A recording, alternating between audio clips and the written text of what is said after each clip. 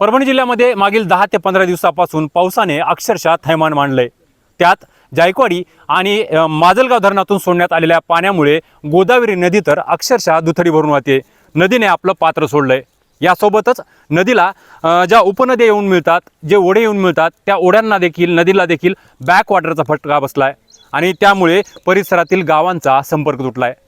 विशेष जर आपण पाहिलं तर पाथरी असेल, सोनपेठ, पालम आणि गंगाखेड तालुक्यातील अनेक गावांचा प्रमुख रस्त्यांशी संपर्क तुटला आणि त्यामुळे या गावातील नागरिकांना रोज अडचणींना समोर जावं लागते।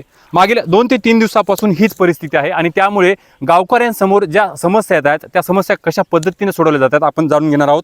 काय सांगाल, कशा पद्धतीच्या समस्या येतात आणि गावकरी काय उपाययोजना करतायत? गावकरी काहीच नाही, सरकारने लक्ष द्यावं लागतंय। गावकरी काय कर, गाववाल्याला जीव वाचायचं पडलंय।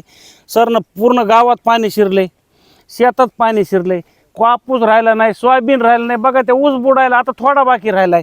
आता काही वेळात ऊस बुडतोय, इतकं पाणी वाढतच चाललंय।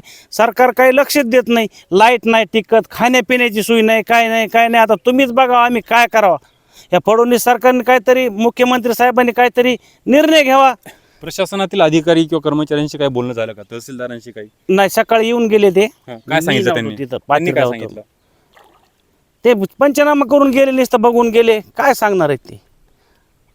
गावातील नागरिकांना रोजच्या जगण्यामध्ये अडचण येत आहेत, शेतीचं नुकसान आहे, परंतु प्रशासन कोणतीही गोष्ट सिरियसली घेत नाहीये, भेटी देतंय, परंतु अधिकृत आणि ठाम असं भूमिका मांडत नसल्याचं सांगण्यात येतंय। काय सांगाल, कशा पद्धतीने गावामध्ये अडचणींना समोर जातात सध्या? काय खाण्यापिण्याचे हे झाले, पाण्याचे दूषित पाणी झाले, तर पाणी नाही राहिले चांगलं। पुन्हा गावात दवाखान्याची सुविधा, पाण्यातून कसं जायचं रस्त्यानं, सगळ्या अडचणी आल्या। आता सरकारनं याच्याकडे लवकरात लवकर लक्ष द्यावे। विद्यार्थ्यांच्या शाळेची काय परिस्थिती आहे? शाळेमध्ये पाणी झाले, त्यांना शाळेत जाता येणार, अशा अडचणी भरपूर आल्यात अजून। एकूणच गोदावरी नदीपात्रामध्ये सुरू झालेल्या पाण्याच्या विसर्गानंतर वेगवेगळ्या समस्या समोर येत आहेत। गावातील नागरिकांना आरोग्याची समस्या असेल, विद्यार्थ्यांच्या शाळा बुडत आहेत, परंतु प्रशासनाकडून कोणतीही ठाम भूमिका घेतली जात नाहीये, कोणतीही ठाम आश्वासन दिलं जात नसल्याचा आरोप गावकऱ्यांकडून होतोय आणि त्यामुळे प्रशासन नेमकं कधी जागं होणार यावर प्रश्नचिन्ह निर्माण झालंय। विशाल माने, न्यूज 18 लोकमत, परभणी।